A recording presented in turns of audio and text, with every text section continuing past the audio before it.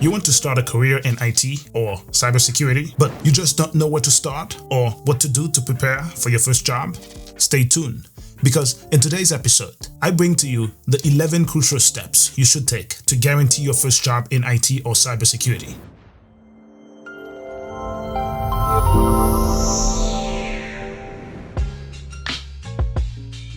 Welcome to the Proof of Concept podcast, Breakfast Edition. I'm Jared Derval. Today's topic will speak directly to anyone who is looking to start a career in IT or cybersecurity. The 11 crucial steps to land your first job in IT or cybersecurity. This episode will show you how to prepare, not just to attract a job, but to start a lucrative career. The Breakfast Edition is published every weekday at 6 a.m. Eastern on jaredderval.com and on the Jared Derval YouTube channel. The weekend edition of the Proof of Concept is published every Saturday morning and will often feature a high-profile technology professional. Let's get started. What are the 11 crucial steps to secure your first job in IT or cybersecurity? Number 1. Acquire at least one universal and in-demand IT skill. Here's what I mean by that. A skill that is so broad and so in demand that it optimizes your chance of finding your first job. Here are a few disciplines that I recommend that you focus on as an entry point to the IT or cybersecurity field. Networking, cloud engineering, system engineering, network and cloud security. Step number 2, focus on one broad foundational discipline. Don't try to focus on all of the IT or cybersecurity disciplines that exist, and make sure you learn new concept from that one discipline every day. That does not mean that you cannot go and get a prerequisite from another discipline. For instance, if you're learning networking, there might come a time when you need to learn something that is not in networking for the purpose of your networking learning. One example might be that you need to learn, for instance, about DHCP or DNS or how to build a virtualized environment. That's not a networking skill per se. It is more like a system skill. You can go in that system discipline, acquire that prerequisite for that concept that you're learning in networking, and come right back to networking. Stay focused on one foundational discipline and learn it every day. Step number 3. Gain experience. Make sure that you learn by doing. Practice everything that you learn. It is not enough to just read or watch videos about some concept. It is even more important for you to practice. This is how you gain experience. It doesn't really matter where the experience comes from. It can come from a job that you have. If you find a job, it is even better in that you're practicing and you're earning at the same time. But if you don't find a job yet, or if you haven't found a job yet, what you can do is to volunteer, freelance, or find an internship, paid or unpaid internship. This is almost the same thing as volunteering. So let's break it down to 2. Volunteer/internship or freelance. And I recommend this website to you. That's Upwork.com. The minute that you start acquiring skill in that one discipline of your choice, I recommend that you go to Upwork.com and register as a freelancer and start helping with projects in that discipline of your choice. Here's Upwork.com here. For you to start using that, you need to sign up for a free account. And once you sign up for a free account, you create a profile for yourself, advertising the skill that you have. And people who are looking for this skill will find you here and invite you to work for them. Let me give you an example. Let's say your skill is in networking. Well, there are multiple different networking projects that someone might need help with. Let's say someone needs help with configuring a switch. Configure switch. The minute that I type this here, plenty of people show up, right? If you put that as part of the skill that you have, you might be one of those people who show up and make yourself as appealing as possible by giving the best information about yourself, and someone will choose you. Let's say we want to hire this guy. We click on this person's profile here and we can see what they know. Right? I have professional VoIP expert. I have the following skills. I am a Linux system and network administrator, etc., etc. Advertise yourself, and Upwork.com will help you do the rest. And here's what that means. It says how many jobs you've done, right? One job. How many hours? 251 hours so far. And this person worked on this project, right? And as you do more projects, the people who give you these projects will give a rating for the work that you have delivered. And that also will help you gain more projects. Upwork.com, remember that. This is a freelance website, and that's one of the ways for you to gain experience besides volunteering and internship. You may also choose to build your own network at home, and I recommend that you do that. The minute that you start acquiring a skill, start practicing it on yourself. Everybody has a network, right? And start being the person in charge of the network in your house and in your friend's house, etc., etc. But more importantly, start putting this skill to good use by using it through freelancing. Step number 4, create an inventory of your skills. You need to have at least 10 concepts that you have complete mastery over in the discipline of your choice. Think about if you choose to practice network security. You want to have at least 10 solid concepts of network security that you understand by the time you start applying for jobs. And you have practiced these things hands-on. This will give you the content that you need to create your resume and your LinkedIn profile.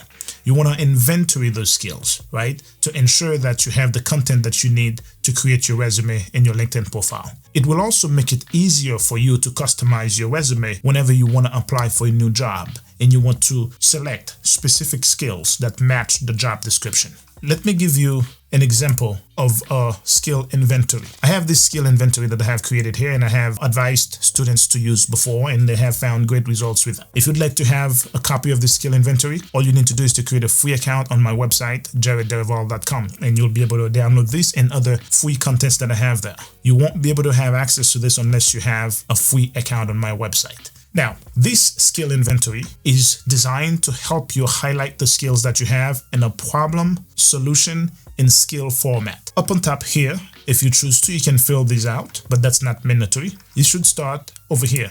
LinkedIn profile. Put your LinkedIn profile. That's because at some point you might want to copy your LinkedIn profile to paste it in your resume. Write down the role that you're targeting. Let's say, for example, you're targeting a system administrator role. Put your target income and put the desired start date, right, for your next job, which is your first job in IT or cybersecurity. I recommend that you put that to be at least 6 months from the time that you start learning IT or cybersecurity. Now, down below here, you want to list the problems. You want to also list the solutions and list the skills that you used for each problem that you resolved. Now, as you list the problem, don't make it lengthy. Put no more than 5 words. Here's an example for you of a problem that you may have encountered, right? Enterprise needed Active Directory server. If you're not familiar with these concepts, that's not a problem. Eventually, as you learn, you'll come to be familiar with them.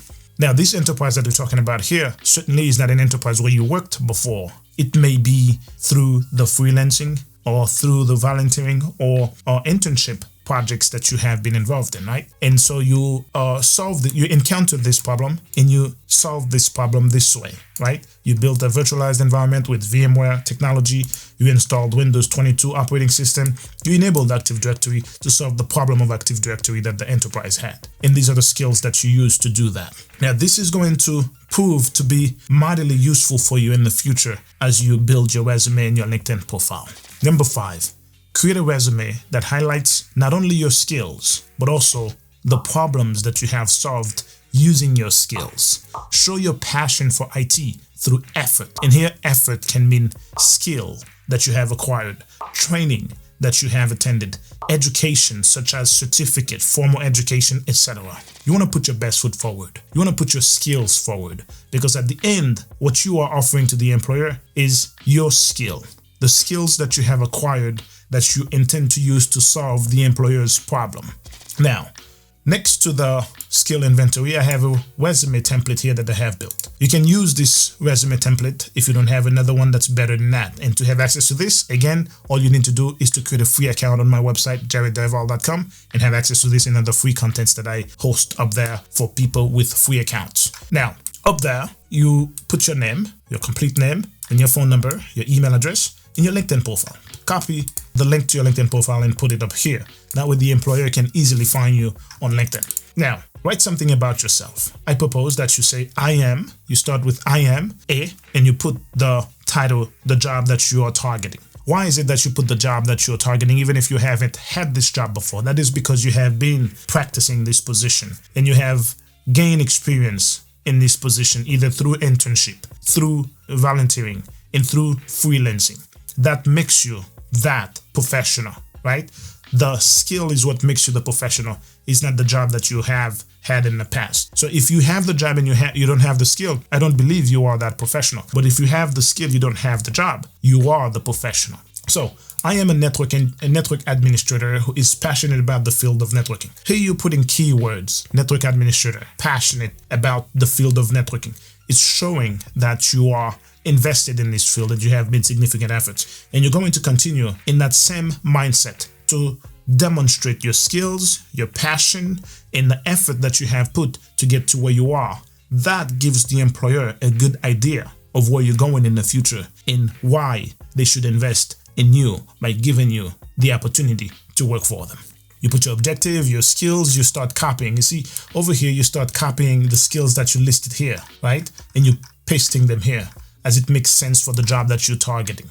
You don't have to list everything. You might end up with a long list of skills and you don't want to make the resume too long. But for each job that you're applying, you're going to customize this resume. List your certificates down below here, professional experience, etc. in this format. Step number 6, create a LinkedIn profile and add your key skills. This will help potential employers find you more easily. The same skills that you put on your skill inventory, you can copy as many as you want, preferably at least 25, and put on your LinkedIn profile where it makes sense. Step number 7, apply for jobs that your skills match at least 50% of their requirements. That means you need to customize your resume every time you're applying for a new job. Why? That's because you want to optimize your chance of being called for an interview. Step number 8, find a mentor, preferably someone who has excelled in the career that you desire. That may be an acquaintance or someone that you find on LinkedIn, a former professor, or a friend of yours who practices this IT or cybersecurity discipline that you're interested in. Step number 9, plan every interview at least the day before. You need to know at least the name of the company, know the job that you're being interviewed for, understand the job description and how it matches the skills that you have. You want to create a map of each skill that you have against the requirement of the job description. Step number 10, get certified. By passing at least one certificate, you are demonstrating to potential employers as an entry-level professional that you are invested in this field and you're here to stay. You're not someone who's just passing by because you heard there are a lot of jobs in IT. You're someone who really has an interest in IT and who has deeply invested their time, energy, and money into the field of IT or cybersecurity. Getting certified is not a free pass to demonstrate your skills. In fact, certificates can play against you because plenty of professionals have been found to have certificates without having skills. That's why up to this point we've been talking about skills. But if you have the skill, right, it doesn't hurt you to have a certificate, but don't think the certificate will be a way to trick employers into thinking that you're skillful, because at the end of the day, you're selling skills and nothing else. So skill is what you need, but certificates can also help you position yourself to attract this lucrative career that you so desire. Step 11, continue to apply and prepare until you start your first job. Now, you are receiving offers. That does not mean yet that you have the job. You're going to want to continue the process. You're going to want to continue to prepare, apply for interviews until the day that you start your job. Now, you need to continue to do that. Number 12, continue to learn every day, at least 1 hour a day, and preferably 3 hours every day. That includes holidays, birthdays, and days that you're possibly sick. Now, don't make any mistake of thinking that I say, go kill yourself learning. You need to learn how you learn the best, right? But what I am advising to you here is find at least 1 hour of hands-on training every day by any means necessary, whether it's through volunteering, through freelancing, or through a lab that you build of your own, or through any school that allows you to gain hands-on practice, or by using somebody else's network. Any means necessary. Find yourself the time to learn and practice every day for at least an hour, and preferably 3 hours every day. That includes holidays, weekends, etc. Today I presented to you the 12 crucial steps that you need to secure your first IT or cybersecurity job. That's it for me. I'm checking out. See you tomorrow.